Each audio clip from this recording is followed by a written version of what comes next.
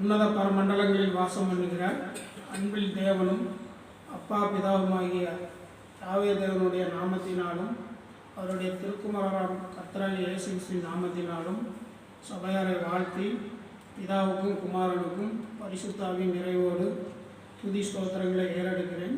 இன்றைய நாளிலும் கூட தியானத்திற்கு தேவன் தந்திருக்கிற தலைப்பு வரிசை என்பதாகும்.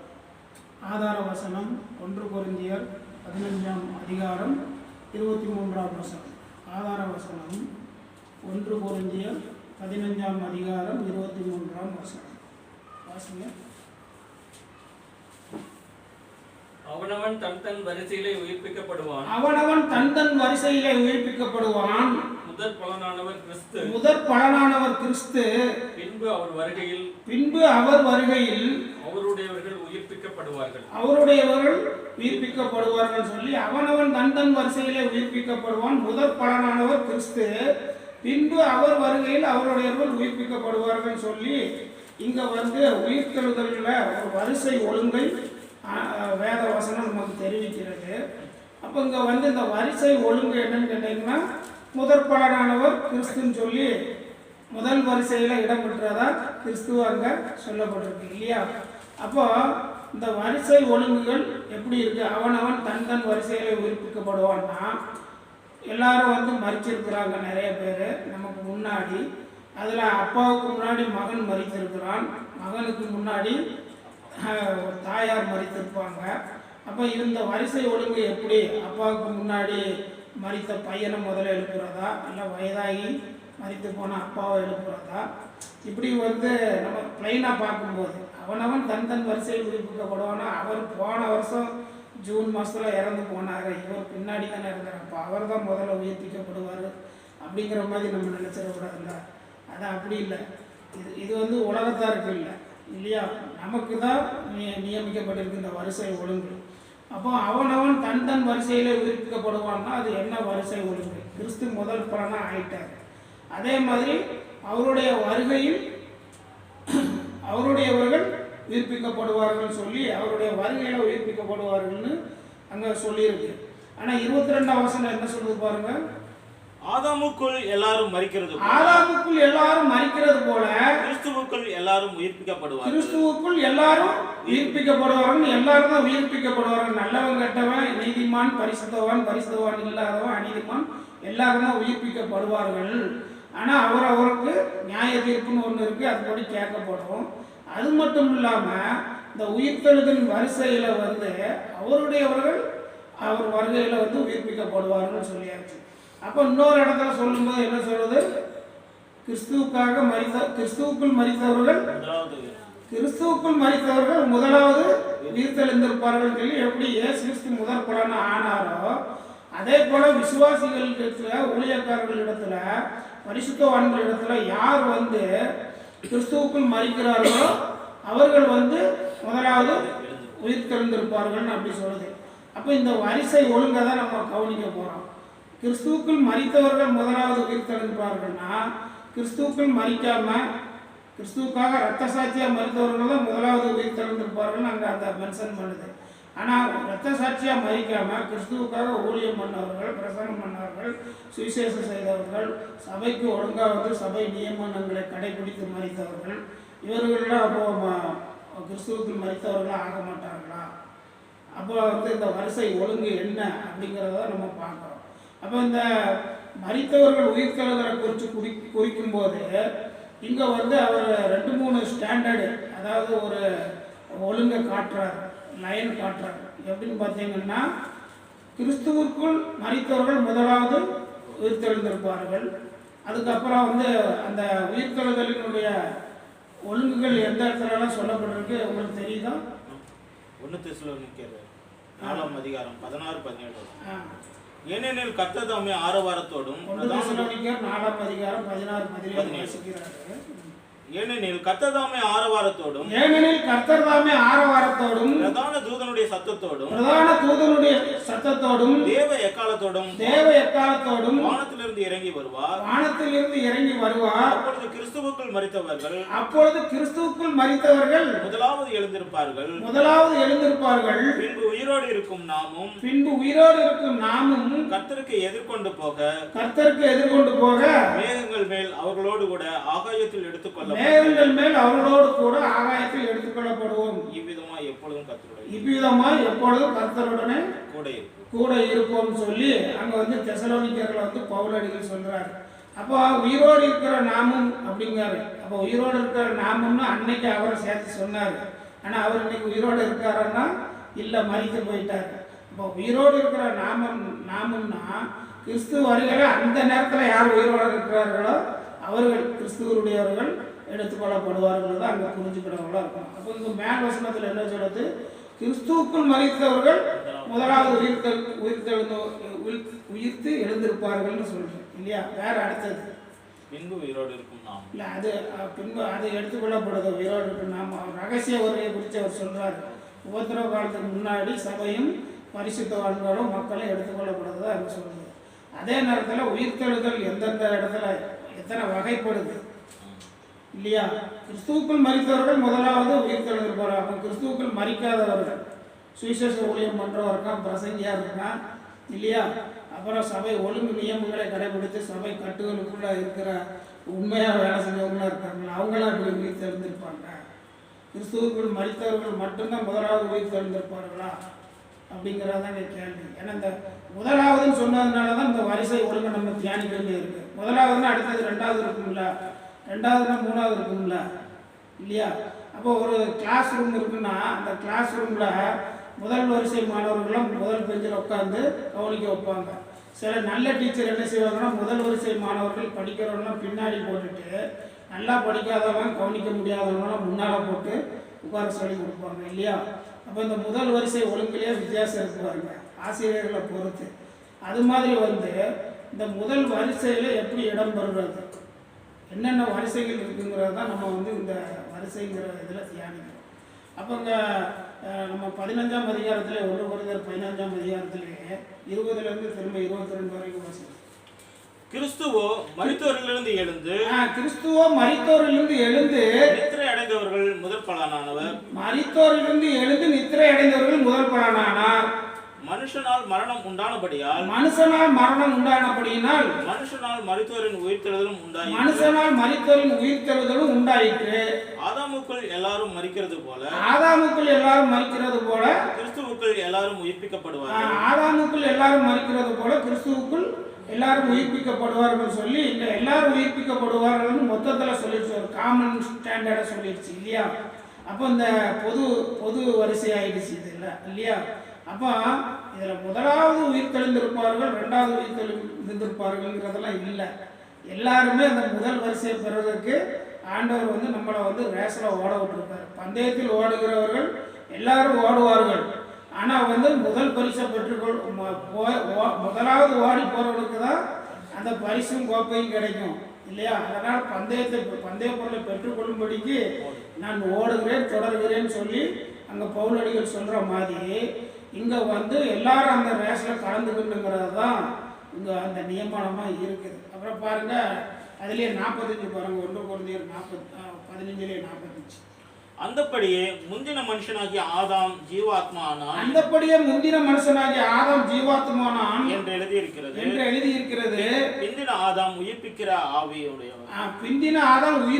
ஆவி ஆனார்னு சொல்லி இங்க வந்து முந்தின ஆதாம் பிந்தின ஆதாம் சொல்லி எப்படி ஒரு மனுஷனால் மரணம் உண்டானதோ அதே போல இன்னொரு மனுஷனால உயிர்ப்பித்தலும் உண்டாயிருக்குன்னு சொல்லி அவர் முந்தின ஆதாம் இவர் பிந்தின ஆதாம் சொல்றாங்க இல்லையா? அப்போ ரோமர் 5:14 சொல்றாங்க. அப்படி இருந்தும் மரணமானது ஆதாம் முதல் மோசே வரைக்கும் அப்படி இருந்தும் மரணமானது ஆதாம் முதல் மோசே வரைக்கும் ஆதாமின் மீறுதலுக்கு ஒப்பாய் பாவம் செய்யாதவர்களையும் ஆண்டு கொண்டது. அந்த ஆதாம் பின்பு வந்தவருக்கு முன்னடையாளமானான். ஆனாலும் மீறுதலின் பலன் கிருபை வரத்தின் பலனுக்கு ஒப்பானதல்ல. எப்படியெனில் ஒருவனுடைய மீறுதலினாலே அநேகர் மரித்திருக்க கடவுளுடைய கிருபையையும் இயேசு கிறிஸ்து என்னும் ஒரே மனுஷனுடைய கிருபையினாலே வரும் ஈவும் அநேகர் மேல் அதிகமாய்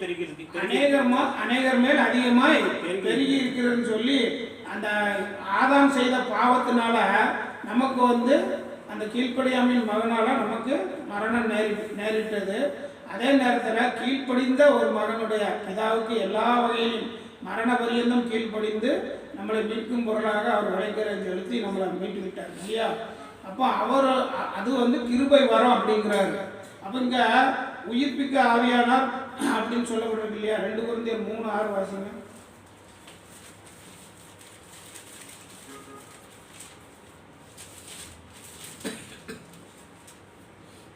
புது உடன்படிக்கையின் ஊழியக்காரராய் இருக்கும்படி அவரே எங்களை தகுதி உள்ளவராக்கினார். அந்த உடன்படிக்கை எழுத்துக்குரியதாயிராமல் ஆவிக்குரியதாய் இருக்கிறது. எழுத்து கொல்லுகிறது, ஆவியோ உயிர்ப்பிக்கிறது. எழுத்து கொல்லுகிறது, ஆவியோ உயிர்ப்பிக்கிறது. நியாயப்பிரமாண சட்டம் பாவத்திலிருந்து யாரையும் விடுவிக்கல, பாவ நிவாரணம் கோரிச்சு. அதே நேரத்தில் பாவத்துக்கு தண்டனை கொடுத்துச்சு. ஆனா இங்க எப்படி இருக்குது? இங்க ஆவி என்ன செய்யுது? நான் சொல்லுகிற வசனங்கள் உங்களுக்கு ஆவியாயும் ஜீவனாயும் இருக்கிறது சொல்லி வசனம் நம்மளை வழி நடத்தி பாவத்திலிருந்து நம்மளை விடுவிக்குது. நம்ம எல்லாருமே நீதிமான்களும் கிடையாது, பரிசுத்தவான்களும் கிடையாது. பாவிகள் வரிசையில் அநேக பாவங்கள் இருக்குது. அதில் ஏதாவது 1-2 பாவம் நம்மகிட்ட இருக்கும். அதெல்லாம் நமக்கு பாவம்னு தெரிஞ்சுதான் நம்ம இந்த எழுத்தின் மூலமாக வெளியே வந்திருக்கோம். அப்போ நான் சொல்லுகிற வசனங்கள் உங்களுக்கு ஆவியாயும் ஜீவனாயும் இருக்கிறது.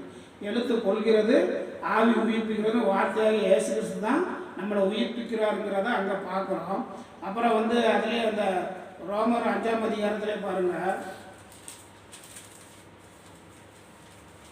17. அல்லாமலும் ஒருவனுடைய மீறுதலினாலே அந்த ஒருவன் மூலமாய் மரணம் ஆண்டு கொண்டிருக்க கிருபையின் பரிபூரணத்தையும் நீதியாகிய ஈவின் பரிபூரணத்தையும் பெறுகிறவர்கள் இயேசு கிறிஸ்து என்னும் ஒருவராலே ஜீவனை அடைந்து ஆழ்வார்கள் என்பது அதிக நிச்சயமாக சொல்லி, ஒருவனுடைய மீறுதலினாலே அந்த ஒருவன் மூலமாக மரணம் ஆண்டு கொண்டிருக்க கிருபையின் பரிபூரணத்தையும் நீதியாகிய ஈவின் பரிபூரணத்தையும் பெறுகிறவர்கள் இயேசு கிறிஸ்து என்னும் ஒருவராலே ஜீவனை அடைந்து ஆழ்வார்கள் என்பது அதிக நிச்சயமாக சொல்லி இங்கே எல்லாருக்கும் தான் உயிர் தழுதலை குறித்து சொல்லியிருக்கு. அப்போ கிறிஸ்து இயேசுவுக்குள் மரித்தவர்கள் முதலாவது உயிர் தெழுந்திருப்பார்கள், முதலாவது சொல்லிடுச்சு. அப்போ 2வது யார் உயிர் தெழுந்திருப்போம், 3வது யார் உயிர் தெழுந்திருப்போம் கேள்வி வந்துடுது இல்லையா? அதை தான் நம்ம தியானிச்சுட்டு போகிறோம். அப்போ அந்த ஆதியாகமம் 4ஆம் அதிகாரம் 8-10 வாசிக்கும் போது காயின் ஆபேல் கதை. காயின் தன் சகோதரனாகிய ஆபேலோடு பேசினான். அவர்கள் வயல்வெளியில் இருக்கும் சமயத்தில் காயின் தன் சகோதரனாகிய ஆபேலுக்கு விரோதமாய் எழும்பி, வயல்வெளியில் இருக்கும்போது காயின் தன் சகோதரனாக ஆபேலுக்கு விரோதமாய் எழும்பி அவனை கொலை செய்தான். கர்த்தர் காயினை நோக்கி உன் சகோதரனாகிய ஆபேல் எங்கே என்றார். அதற்கு அவன் நான் அறியேன், என் சகோதரனுக்கு நான் காவலாளியோ என்றான். அதற்கு அவர் என்ன செய்தாய்? என் சகோதரனுடைய ரத்தத்தின் சத்தம் பூமியிலிருந்து என்னை நோக்கி கூப்பிடுகிறதுன்னு சொல்லி, நீ கடவுளுக்கு தெரியாம கொலை செஞ்சாலும் அந்த பூமியில் சிந்தப்பட்ட அந்த ரத்தம் என்ன நோக்கி முறையிடுங்கிறத அங்கே எல்லாத்துக்கும் அன்னைக்கு தான் முதல் கொலையும் அதான் நடக்கும், முதல் மரணமும் அங்கே தான் நடக்குது. அப்போ முதல் மரணத்துக்கு என்ன கிடைக்குங்கிறத அவர் அங்கே சொல்ல வர்றாரு இல்லையா? சகோதரனுடைய ரத்தம் என்னை நோக்கி கூப்பிடுகிறதுன்னு சொல்லி. அப்போ இங்க முதல் மரிச்சது யாரு? ஆபேல். அப்போ அவர் வந்து கடவுளை வணங்கினதுக்காக தான், கடவுளுக்கு பலி செலுத்தினதுக்கு தான் கொல்லப்பட்டிருக்கான் இல்லையா? அப்போ இவர் கிறிஸ்துவுக்குள் மரித்தவர். அப்போ இவர் முதலாவது உயிர்த்தெழுந்திருப்பாருங்கிறது நமக்கு பட்டவர்த்தனமா தெரியுது. அதே போல லூக்கா 11ஆம் அதிகாரம் 49-50 வாசிங்க. லூக்கா 11:49-50.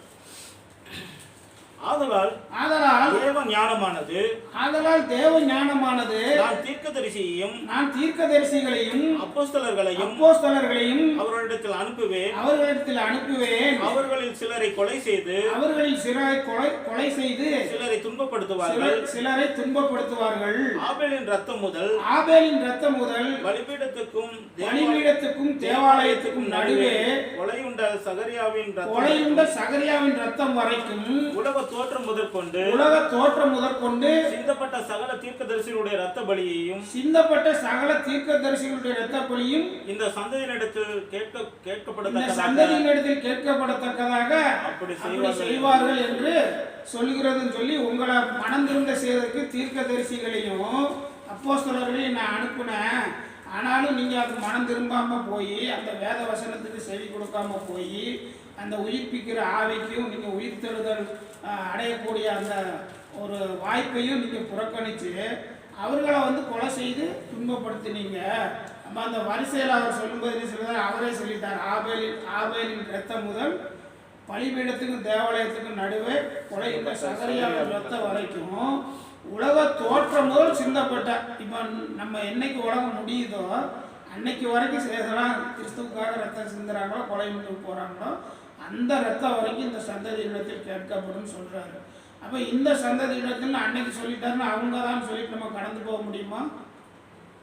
அந்த சந்ததியில் நம்ம வருவோமா மாட்டோமா? நிச்சயமாக வருவோம். இந்த சந்ததின்னு மொத்தமாக அங்கே சொன்னது இப்போ வரைக்கும் நம்மளையும் சேர்த்து தான் சொல்லியிருக்கு. அப்போ நம்மளும் தீர்க்கதரிசிகள் வார்த்தையும் அப்போஸ்தலர் வார்த்தைகள் இதெல்லாம் வாசித்து கடந்து போகிறோம், பேசுகிறோம், எல்லாம் பண்ணுறோம். ஆனால் கை கொள்கிறோமா கடைபிடிக்கிறோமானா நிச்சயமாக இல்லை. அப்போ நம்மளும் வந்து அவங்கள கொலை செஞ்சதுக்கு ஒப்புதான் இல்லையா?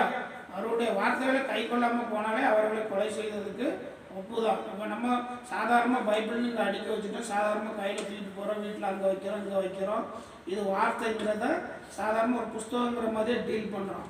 ஆனால் இது வந்து சாதாரண புத்தகம் கிடையாது. தேவ ஞானம் நிறைந்ததும் தேவனுடைய கட்டளை நிறைந்ததுமா இருக்குது. இதுக்கு ஒரு பெரிய மரியாதை கொடுக்குறோங்கிறா நமக்கு தெரிய நடைமுறையில் இல்லை இல்லையா?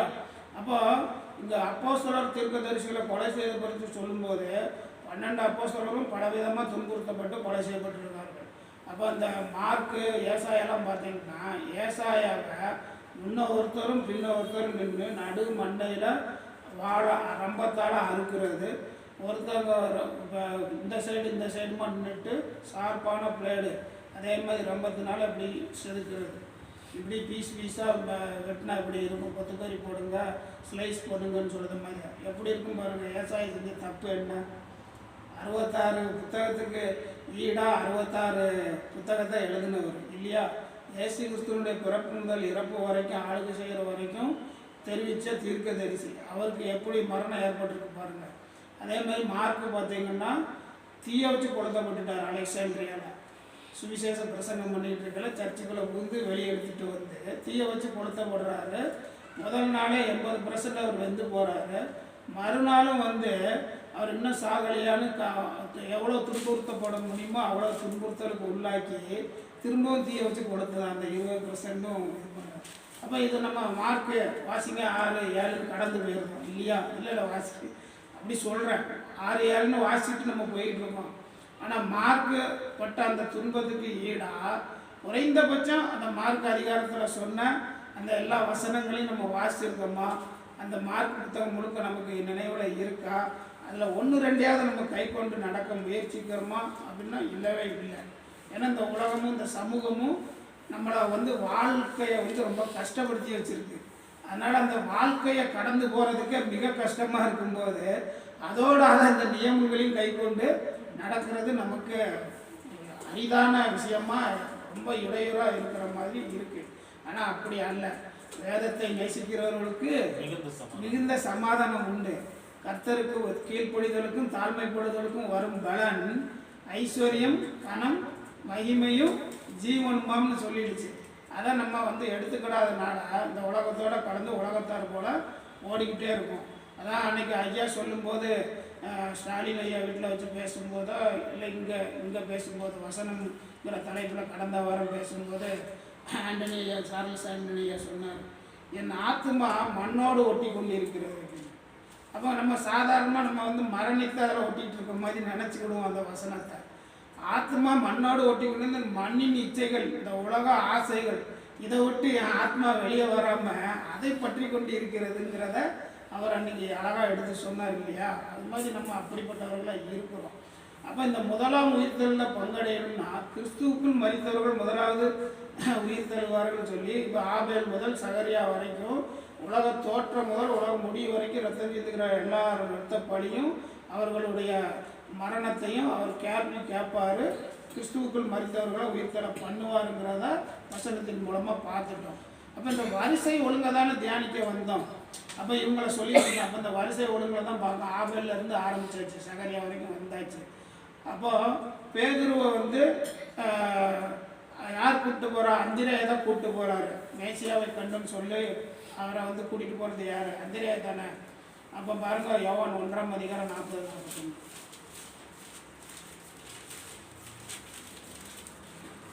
யோவான் 1:40-41.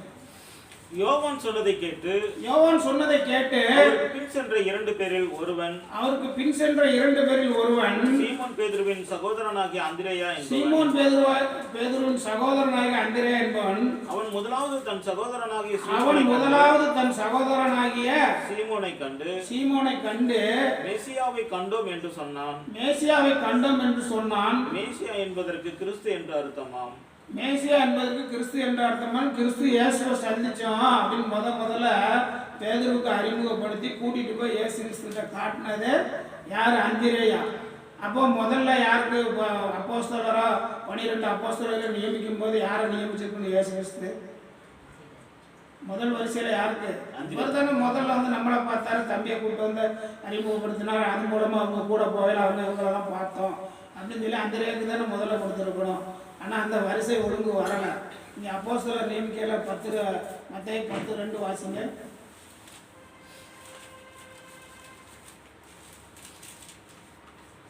அந்த 12 அப்போஸ்தலருடைய நாமங்கள் ஆவன. முந்தினவன் பேதுரு எனப்பட்ட சீமோன். அந்த 12 அப்போஸ்தலருடைய நாமங்கள் ஆவன. முந்தினவன் பேதுரு என்னப்பட்ட சீமோன்னு சொல்லி முதல்ல முந்தினவன் சொல்லி பாருங்க. முந்தினவனுங்கிற டபுள் மீனிங்கில் சொல்லியிருக்கு. எல்லாத்துக்குமே அவர் முந்திக்கிட்டு முன்னாடி பேசுவார் இல்லையா? உமக்கு இப்படி நேரிடக்கூடாதும்பார். உமக்கு வந்து உயிரே கொடுக்கக்கூடியதாக இருந்தால் நான் கொடுப்பேன்னு சொல்லுவார், ஆனால் கொடுக்க மாட்டார் இல்லையா? உமக்காண்டி என் ஜீவனே கொடுப்பேன் அப்படிம்பார். ஆனால் அந்த எத்தனை எனக்கு தெரியாதுன்னு அங்கே சொல்லுவார் இல்லையா? அந்த மாதிரி வந்து முந்தினவன்னு டபுள் மீனிங்கில் சொல்லியிருக்கு. ஆனால் இயேசு கிறிஸ்து அவர் உள்ள கிடைக்க அறிஞ்சு அவரை முந்தினவனாக எடுத்துக்கிட்டார். அப்போ இங்கே அந்திரேயாவுடைய வரிசை வந்து முதல் வரிசைக்கு வரல. அப்போ வந்து இங்கே என்னன்னு கேட்டிங்கன்னா, வரிசை ஒழுங்குங்கிறது ஒரு தேவ சித்தமான ஒன்றா இருக்குதுங்கிறத பார்க்க வர்றோம். லூக்கா 22:26-27. லூக்கா 22:26. 22-26. 22ஆம் அதிகாரத்தில் 26-27. உங்களுக்குள்ளே அப்படி இருக்கக்கூடாது. உங்களில் பெரியவன் சிறியவனைப் போலவும். உங்களுக்குள்ளே அப்படி இருக்கக்கூடாது. உங்களில் பெரியவன் சிறியவனை போலவும். தலைவன் பணிவிடைக்காரனை போல இருக்க கடவன்.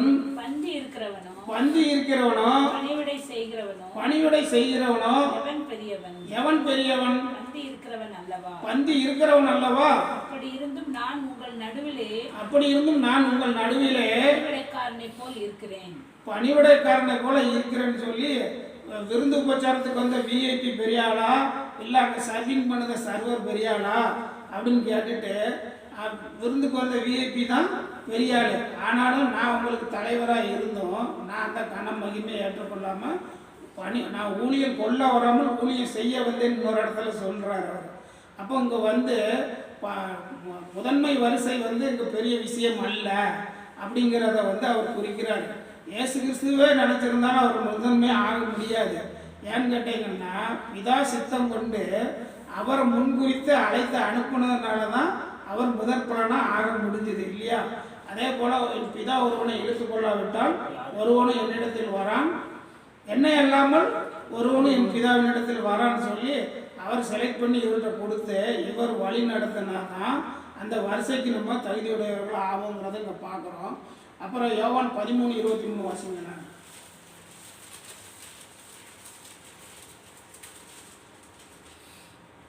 அந்த சமயத்தில் அவருடைய சீஷரில் இயேசுவுக்கு அன்பானவனாய் இருந்த ஒருவன் இயேசுவின் மார்பிலே சாய்ந்து கொண்டிருந்தான் சொல்லி இங்க இயேசுவுக்கு அன்பா இருந்தவனையும் இயேசுவினுடைய மார்பில் சாய்ந்திருக்கிறவன் சொல்லி ரொம்ப உரிமை பாராட்டக்கூடிய ஒருவன்.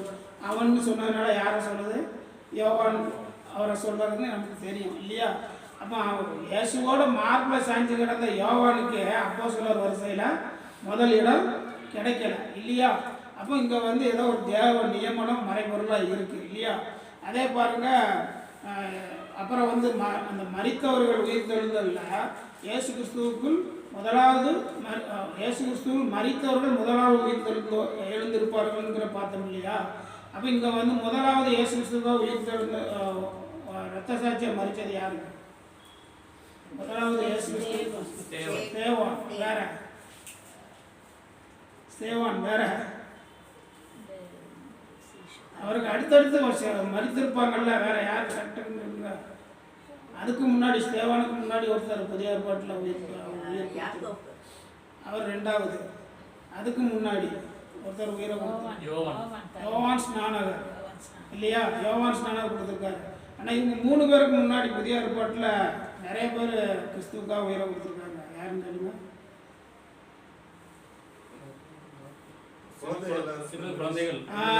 கரெக்ட்.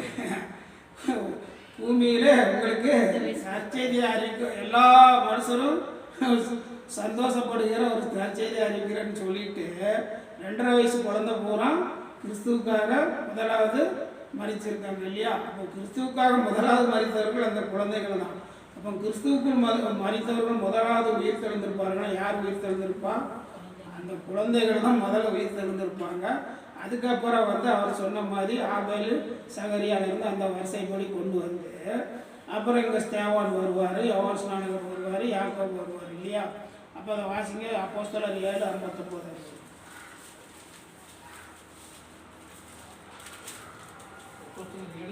59:60. அப்பொழுது கர்த்தராகிய இயேசுவே என் ஆவியை ஏற்றுக்கொள்ளும் என்று ஸ்தேவான் தொழுது கொள்கையில் கொள்ளும் போது அவனை கல்லெறிந்தார்கள். அவனோ முழங்கால் படியிட்டு ஆண்டவரே இவர்கள் மேல் இந்த பாவத்தை சுமத்தாதிரும் என்று மிகுந்த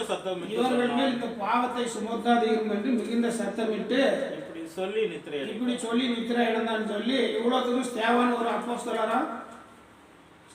அப்போஸ்தலரா பெரிய தீர்க்கதரிசியா சொல்லுங்க. ஸ்தேவான் வந்து கல்லெடுத்து கொல்லப்பட்டாருங்கிறத பார்க்குறோம். அவர் அப்போஸ்தலரா தீர்க்கதரிசியா? அப்போஸ்தலர்களுக்கு பணிவிடை செஞ்சுக்கிட்டு சுவிசேஷ ஊழியத்தில் கூட இருந்த ஒரு சாதாரண எளிய ஊழியக்காரர், உடன் ஊழியக்காரர் தான். ஆனால் வந்து அவர் இயேசு கிறிஸ்துவை எப்படி உள்வாங்கி இருக்கிறார் பாருங்க. இயேசு கிறிஸ்துவை அப்படி உள்வாங்கி இருக்கிறார். ஆக வந்து அப்போ இங்கே எதுக்கு சொல்ல வரேன்னா, கூட இருந்த அப்போஸ்தலர்களுக்கு அந்த நிலைமை கிடைக்கல. ஆனால் யாருக்கோ வந்து பின்னாடி இருக்க முந்தினோர் அநேகர் பிந்தினோராயும் பிந்தினோர் அநேகர் முந்தினோராயும் சொல்லிட்டு இந்த வரிசை ஒழுங்கு வந்து அவனவன் தம் வரிசையில் உயிர்ப்பிக்கப்படுவான்ங்கிறது அவன் நியமிச்சு நம்ம தான் அதை எடுத்துக்கணும். நான் ஃபஸ்ட் ரேங்க் எடுக்க போகிறேன்னு ஒரு புள்ள முயன்று முடியாதானே ஃபஸ்ட் ரேங்க் எடுக்க முடியும். அந்த வரிசையை தான் அங்கே சொல்கிறாரு. அவனவன் தம் வரிசையில் இவர் ஒரு டோக்கன் கொடுத்து நீங்கள் பின்னாடி வாங்க, அவருக்கு பின்னாடி இவர் வரட்டுலாம் சொல்லலை. முதல் ரேங்க் எடுக்கிறதுக்கு நீங்கள் தயாரா? அதுதான் உங்கள் முன்னால் இருக்கிற சவால். அப்புறம் பாருங்கள், இது அப்போஸ்தலர் 12:1-2. அக்காலத்திலே ஏரோது ராஜா சபையிலே சிலரை துன்பப்படுத்த தொடங்கி யோவானுடைய சகோதரனாகிய யாக்கோபுவை பட்டயத்தினாலே கொலை செய்தான். பார்த்தீங்களா? அப்போ இங்க வந்து ஸ்தேவானுக்கு அப்புறம் யாக்கோபு அவங்க கல்லறிந்து கொல்லப்பட்டார் ஸ்தேவானு. இங்கே வந்து யாக்கோபு வந்து பட்டயத்தினால கொலை செய்யப்படுகிறார். அடுத்தது பாருங்க மார்க் 10:35 40.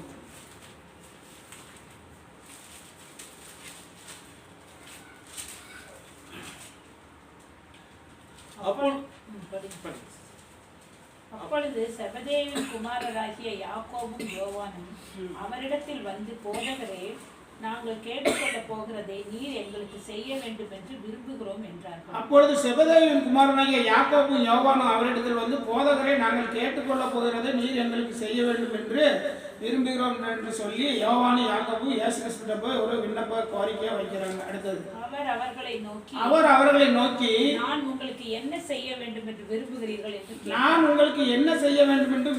என்று கேட்டார். அதற்கு அவர்கள், உமது மகிமையிலே எங்களில் ஒருவன் உமது வலது பாரிசத்திலும் ஒருவன் உமது இடது பாரிசத்திலும் உட்கார்ந்திருக்கும்படி எங்களுக்கு அருள் செய்ய வேண்டும் என்றார். பார்த்தீங்களா, உங்களுடைய லெஃப்ட் ஹேண்டு ரைட் ஹேண்டு அதெல்லாம் நாங்களாக தான் இருக்கணும். 10-11 அல்ல கையாங்களை மாற்றிடாதீங்க, வலது கையும் இடது கையுமா நாங்கள் தான் இருக்கணும்னு அங்கே ஒரு பெரிய ஒரு போஸ்டிங்க்கு அவர் விண்ணப்பம் போடுறாங்க 2 பேர். அடுத்தது இயேசு அவர்களை நோக்கி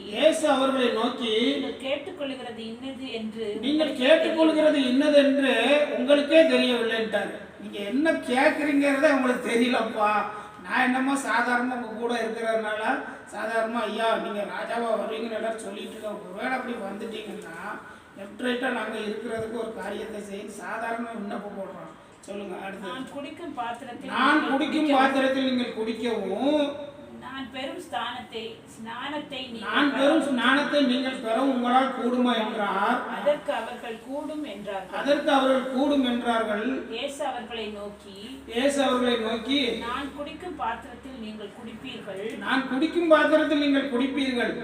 பெரும் ஸ்நானத்தை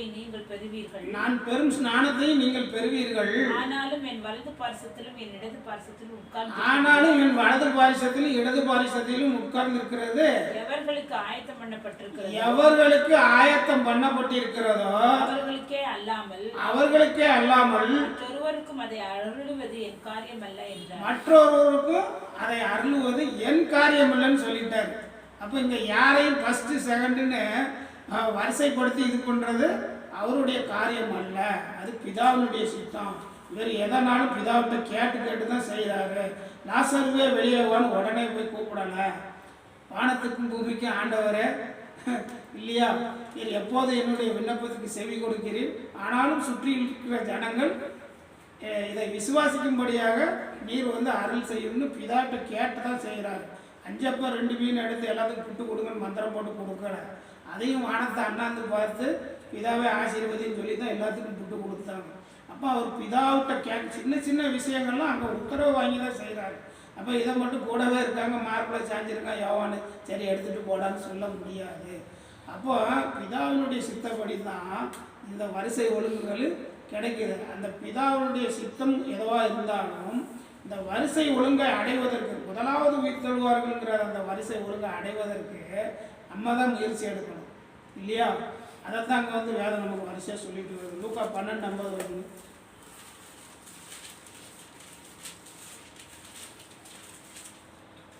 ஆகிலும் நான் முழுக வேண்டிய ஒரு ஸ்நானம் உண்டு,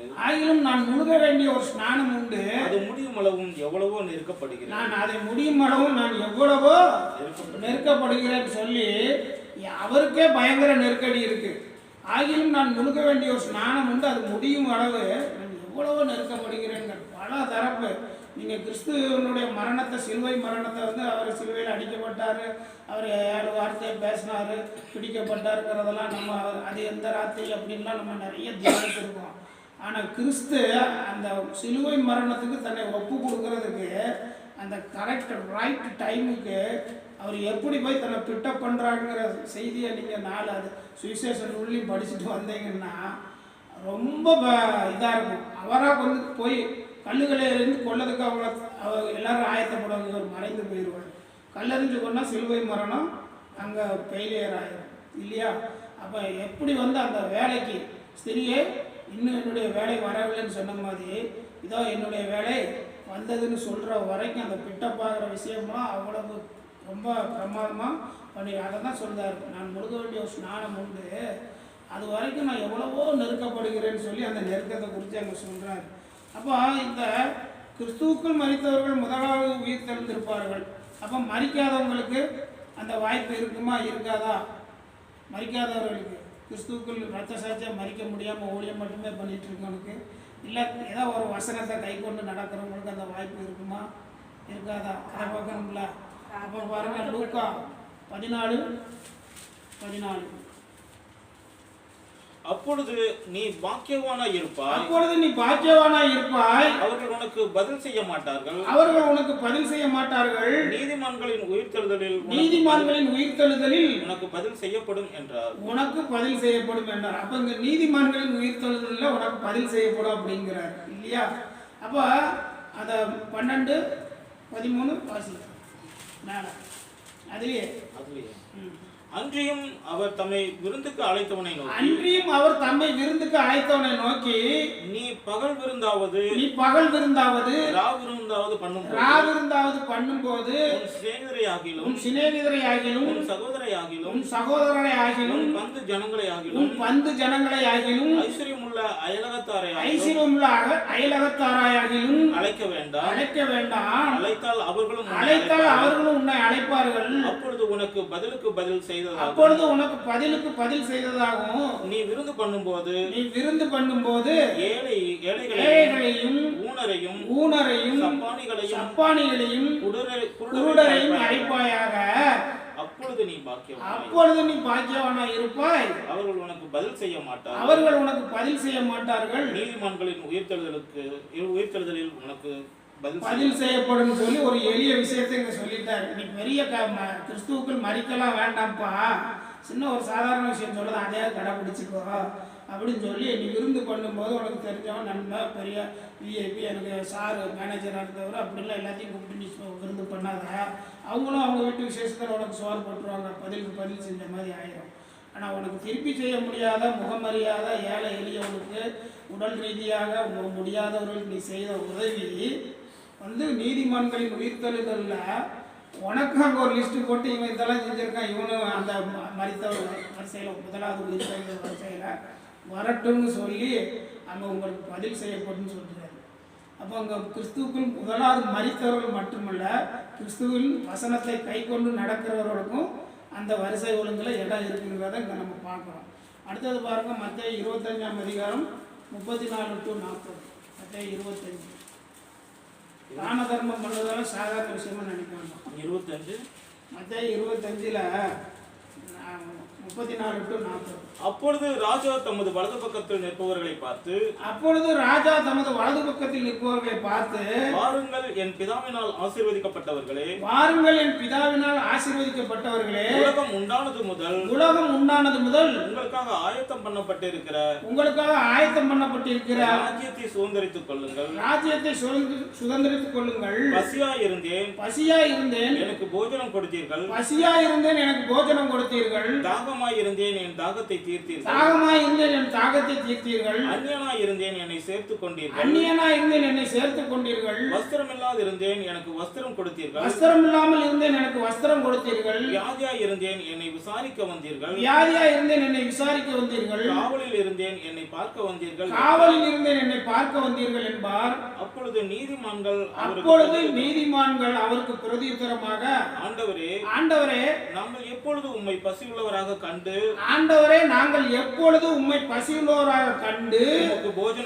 உமக்கு போஜனம் கொடுத்தோம். எப்பொழுது உம்மை தாகம் உள்ளவராக கண்டு உம்முடைய தாகத்தை தீர்த்தோம். எப்பொழுது உம்மை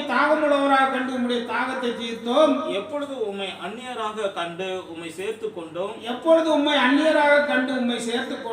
எப்பொழுது உம்மை வஸ்திரம் இல்லாதவராக கண்டு உமக்கு வஸ்திரம் கொடுத்தோம். எப்பொழுது உம்மை வியாதியுள்ளவராகவும் காவலில் இருக்கிறவராகவும் உள்ளவராகவும் கண்டு உம்மிடத்தில் வந்தோம். எப்பொழுது உம்மை வியாதி உள்ளவராகவும் காவல் இருக்கிறவராகவும் கண்டு உம்மிடத்தில் வந்தோம் என்பார்கள். அதற்கு ராஜா பிரதியுத்தரமாக சிறியவராகிய என் சகோதரரான இவர்களில் ஒருவனுக்கு நீங்கள் எதை செய்தீர்களோ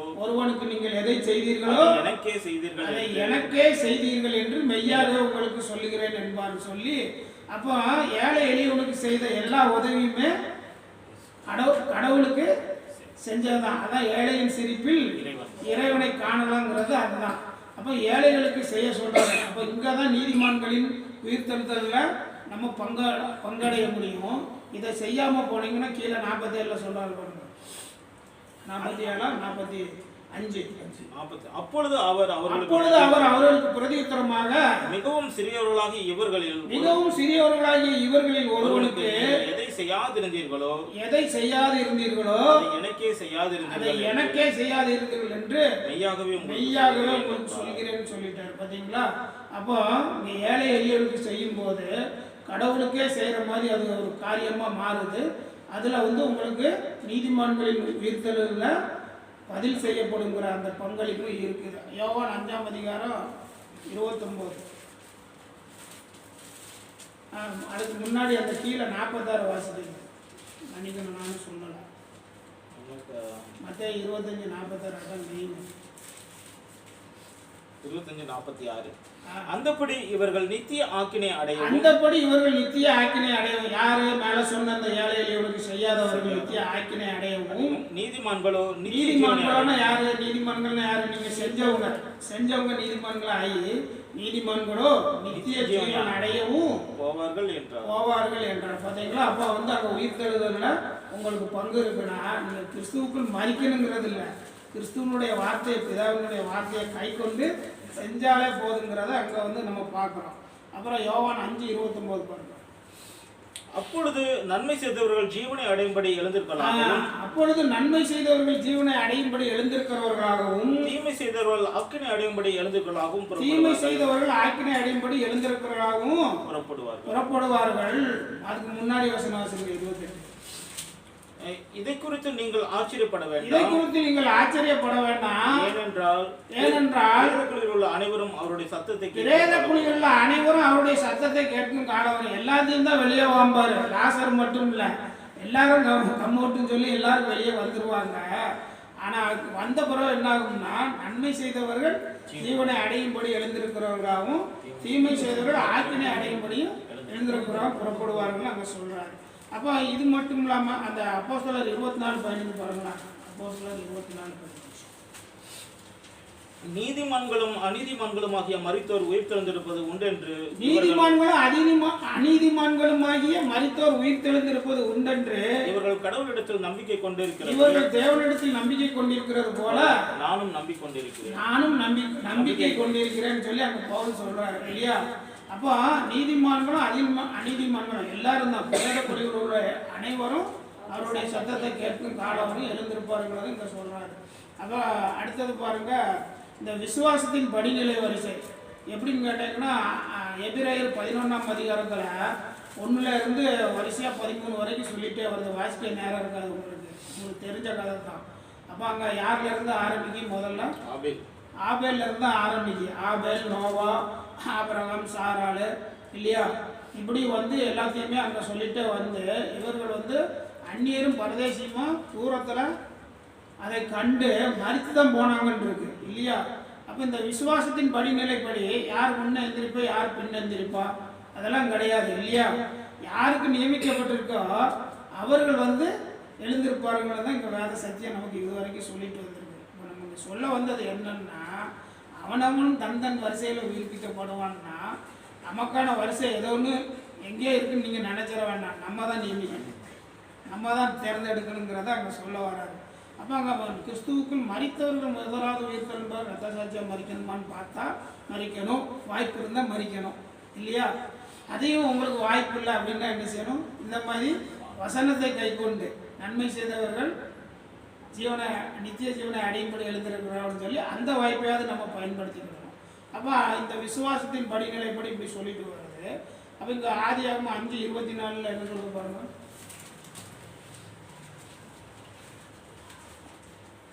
ஏனோக்கு கடவுளோடு சஞ்சரித்துக் கொண்டிருக்கையில் ஏனோக்கு கடவுளோடு சஞ்சரித்துக் கொண்டிருக்கையில் காணாமற் போனான்.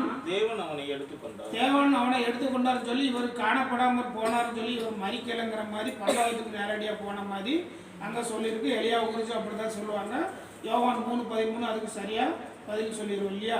பரலோகத்திலிருந்து இறங்கினவரும் பரலோகத்தில் இருக்கிறவருமான மனுஷகுமாரன் அல்லாமல் ஒருவனும் பரலோகத்துக்கு ஏறி போனதில்லைன்னு அங்கே சொல்லிடுவோம். அப்புறம் அந்த ஏனோக்கு வந்து என்ன செஞ்சாருங்கிறது நமக்கு யூதா புஸ்தகம் வரைக்கும் வாசிக்கிற வரைக்கும் தெரியாது இல்லையா? இப்போ யூதா புஸ்தகம் 14:15 தான் ஏனோக்கு என்ன செஞ்சார், தேவனோடு சஞ்சரித்தாருங்கிறதுக்கு அவர் என்ன செஞ்சாருங்கிறத நம்ம வாசிப்போம்.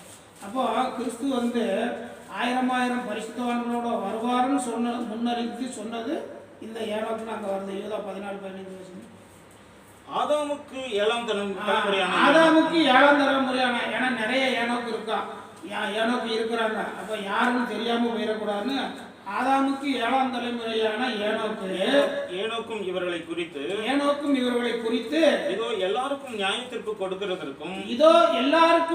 தீர்ப்பு கொடுக்கிறதற்கும் அவர்களில் அவபக்தி உள்ளவர்கள் யாவரும் அவபக்தியாய்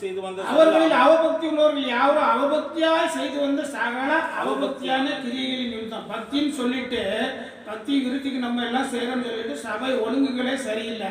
எவன் மனுஷனுக்கு என்னென்ன தோணுச்சோ அப்படியெல்லாம் செஞ்சுட்டு இருக்கான். ஒருத்தன் ட்ரில் வாங்குறான், எந்திரிங்க, உட்காருங்க, கை தட்டுங்க, அந்நிய பாஷை பேசுங்க, வேதத்தில் என்னெல்லாம் இல்லையோ அதெல்லாம் சொல்லுதான். அப்போ வேதம் என்ன சொல்லுது, இவர்கள் மனுஷர் கற்பித்தின போதனைகளை தான் கை கொள்றாங்க வேதம் இல்லையா?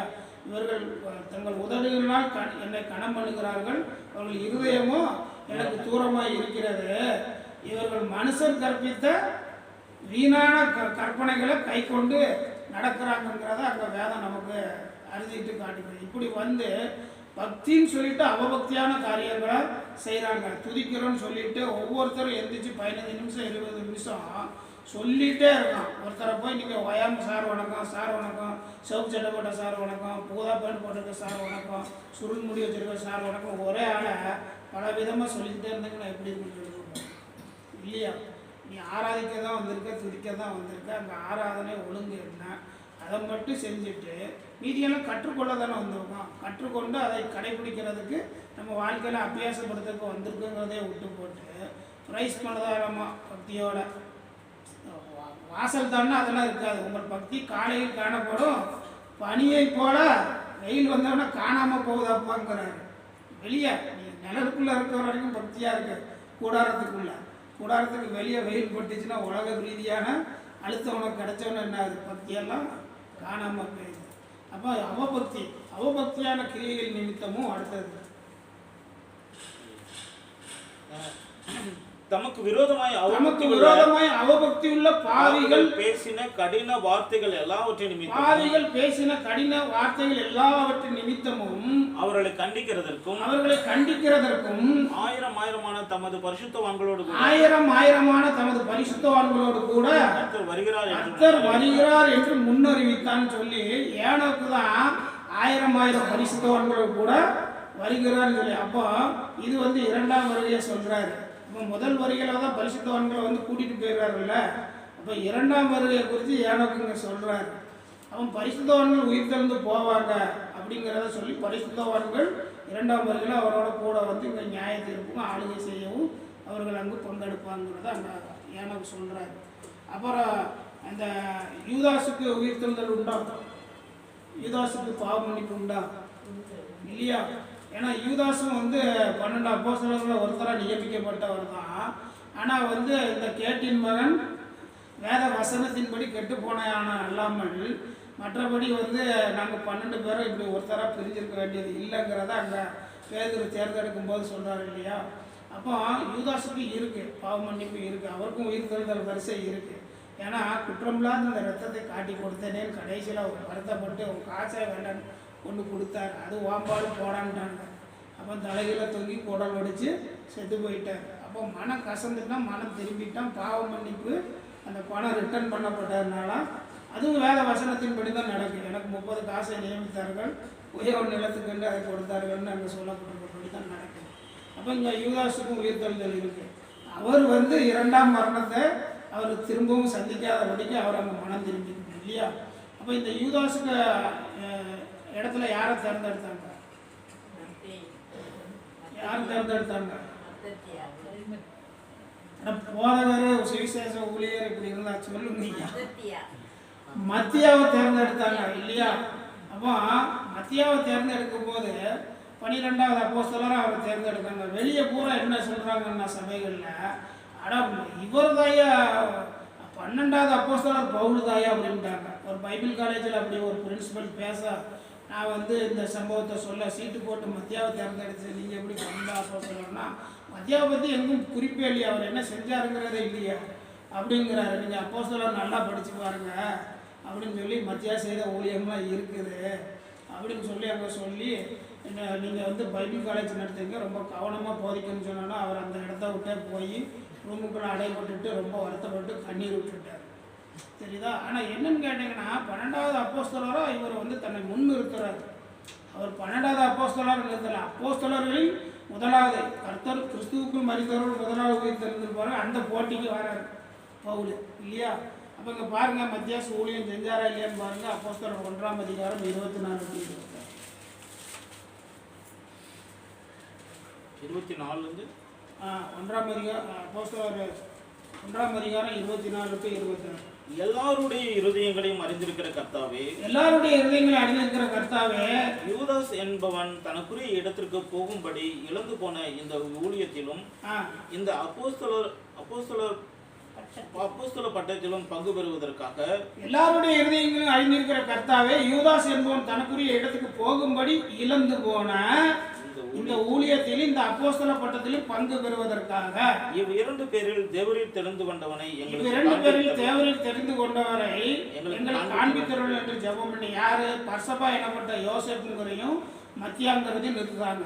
அடுத்தது பின்பு அவர்களை குறித்து சீட்டு போட்டார்கள். சீட்டு மத்தியாவின் பேருக்கு விழுந்தது. பார்த்தீங்களா? அப்போ மத்தியா தேர்ந்தெடுக்கப்பட்டாரு.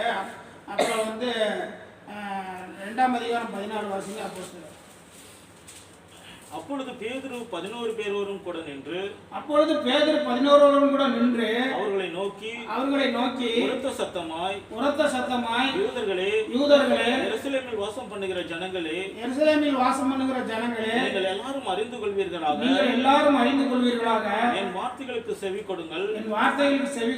நீங்கள் நினைக்கிறபடி இவர்கள் வெறி கொண்டவர்கள் அல்ல. பொழுது விடிந்து 3ஆம் மணி வேலை ஆகியிருக்கிறது. தீர்க்கதரிசியாகிய யோவேலினால் உரைக்கப்பட்டபடியே இது நடந்தேறுகிறதுன்னு சொல்லி சொல்றாங்க. என்ன நடந்தேறுச்சுங்க? யோவேலினால் உரைக்கப்பட்டபடி அங்க என்ன சம்பவம் நடந்துச்சு? எக்ஸாம் வைக்கணும், கொஸ்டின் ஆன்சர் வைக்கணும், எக்ஸாம் வைக்கணும். பரிசுத்த ஆவி வந்து கொடுக்கப்படுது. பரிசுத்த ஆவி எப்போ கொடுக்கப்படுது? 11 பேர் கீழே கொடுத்துருக்க வேண்டியது தானே. பரிசுத்த ஆவி தானே கொடுக்கணும். வாங்கப்போ இன்னொருத்தரை தேர்ந்தெடுக்கிற நீங்கள் வந்து வாங்கிட்டு போங்கன்னு கொடுத்துருக்கலாம் இல்லையா? 12வது அப்போஸ்தலராக மத்தியா தேர்ந்தெடுக்கப்பட்ட பிறகுதான் பரிசுத்த ஆவி கொடுக்கப்படுது. அப்போ தேவ நியமனம், மத்தியாவும் தேவ நியமனத்தினால தான் அங்கே சீட்டு போட்டு தேர்ந்தெடுக்கப்பட்டார். அவரும் வந்து எந்த அப்போஸ்தலருக்கும் குறைஞ்சி ஊழியம் பண்ணலை. அப்போஸ்தலர் 6ஆம் அதிகாரம் 2-4. அப்பொழுது 12 சீசர் கூட்டத்தை வரவழைத்து சீசர்கள் கூட்டத்தை வரவழைத்து, நாங்கள் தேவ வசனத்தை போதியாமல் பந்தி விசாரணை செய்வது தகுதி அல்ல. அதனால் சகோதர சகோதரிகளே, பரிசுத்த ஆவியையும் ஞானமும் நிறைந்து நற்செய்தி பெற்றிருக்கிற 7 பேரை உங்களில் தெரிந்து கொள்ளுங்கள். அவர்களை இந்த வேலைக்காக ஏற்படுத்துவோம். நாங்களும் ஜெபம் பண்ணுவதிலும் தேவ வசனத்தை போதிக்கிற ஊழியத்திலும் இடைவிடாமல் தரித்திருப்போம் என்றார்கள். அப்பொழுது 12 சீசர் கூட்டத்தை வரவழைத்து, இந்த 12 யாரு? மத்தியா இருக்காரா? அப்போ அவர் அந்த 12 அப்போஸ்தலர்கள ஒருத்தரா அவர் இருந்து ஐக்கியப்பட்டு ஊழியம் செய்கிறாரு இல்லையா? அடுத்தது பாருங்க, 9ஆம் அதிகாரம் 27. அப்போஸ்தலர் 9:27. அப்பொழுது பர்னபா என்பவன் அவனை சேர்த்துக் கொண்டு அப்போஸ்தலரிடத்தில் அழைத்துக் கொண்டு போய் வழியிலே அவன் கர்த்தரை கண்ட விதத்தையும் அவர் அவனுடனே பேசினதையும் தமஸ்குவிலே அவன் இயேசுவின் நாமத்தினாலே தைரியமாய் பிரசங்கித்ததையும் அவர்களுக்கு விவரித்து சொன்னான். யாரு? பர்னபா கூட்டிட்டு போய் சொல்றாரு பவுல இல்லையா? அப்ப இந்த அங்க வந்து இந்த 12 பேர்ல அவரும் இருக்கிறாரு, மத்தியாவும் இருக்கிறாரு. பவுல் பின்னாடி தான் வர்றாரு. அது அந்த 15ஆம் அதிகாரத்திலே அவரே சொல்றாரு பாருங்க. யோவான் இது 1 கொரிந்தியர் 15ல பவுலே சொல்றாரு பாருங்க. 15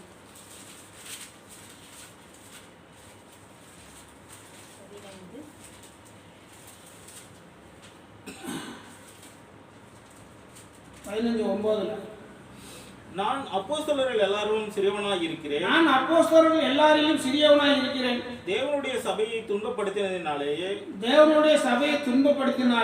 நான் அப்போஸ்தலர் என்று பேர் பெற்றதற்கு பாத்திரன் அல்ல. நான் அப்போஸ்தலன் என்று பேர் பெறுவதற்கு பாத்திரன் அல்லன்னு அவரே சொல்லிட்டாரு. நான் அப்போஸ்தலர்லயே ரொம்ப சிறியவனா இருக்கேன் அப்படின்ட்டார். அப்போ 12வது அப்போஸ்தலர் அவர் தன்னை நிறுத்தல. சபையில வந்து அவருடைய ஊழியத்தை குறித்து மத்தியாவுடைய ஊழியெல்லாம் தெரியாதனால அப்படி சொல்லிட்டு இருக்காங்க. அப்போஸ்தலர் 11:19 வாசிங்க.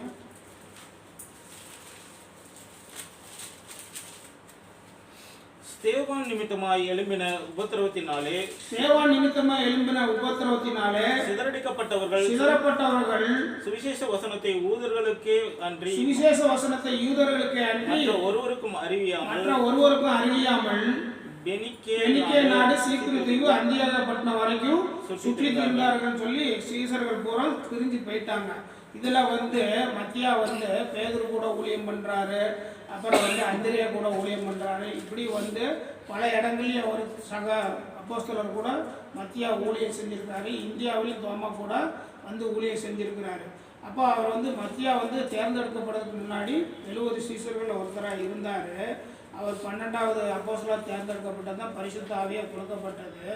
பலஸ்தீனா, சிரியா, துருக்கி, காஸ்பியன் பகுதி, ஆர்மீனியா போன்ற எல்லா தேசங்கள்லையும் இந்தியா உள்பட அவர் வந்து ஊழியம் செஞ்சார். அப்போ வந்து எக்மோர் வேப்பேரின்னு ஒரு இடம் இருக்கு பாருங்க மெட்ராஸில், அங்கே வந்து இவர் பேரில் சர்ச்சே இருக்குது. செயின்ட் மத்தியாஸ் சர்ச்சுன்னு ஒரு சர்ச்சே இருக்குது. நீங்கள் அதிகமாக மத்தியாஸ் சர்ச் பார்க்க முடியாது, ஆனால் இதுக்கு போனால் பார்க்கலாம். கேரளாவில் நிறைய மத்தியாஸ் சர்ச் இருக்கும், ஏன்னா தோமா கூட சேர்ந்து ஊழியம் பண்ணதுனால. அப்புறம் அவர் வந்து ஜெர்மனியில் அதான் இறந்து போயிடுறாரு. அங்கே வந்து செயின்ட் ட்ரையருங்கிற ஒரு இடத்துல தான் மத்தியாஸ் சர்ச்சில் அவர் அடக்கம் பண்ணப்பட்டிருக்க ஒரு உடல். இப்படி வந்து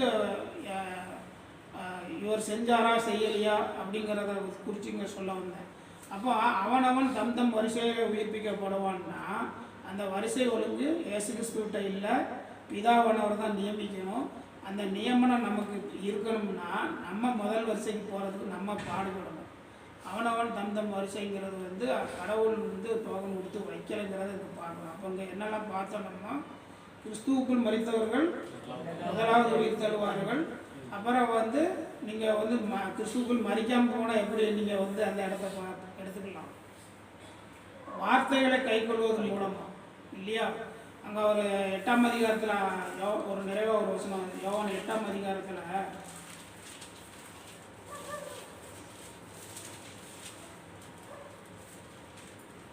55 வாசிங்க.